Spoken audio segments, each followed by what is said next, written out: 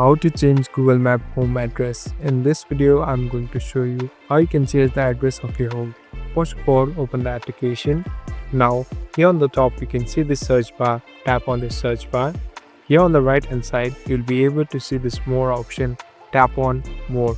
Now, as you can see, your home location has been set. Now, in order to change it, tap on this three line icon. Here, you'll be able to see the option called Edit Home. Tap on Edit Home. Now, you can take this pointer and place wherever your home is or wherever you want to change into.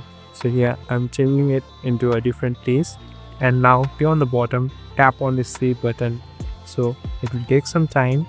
Now, again, tap on Done. So as you can see, my home has been completely changed.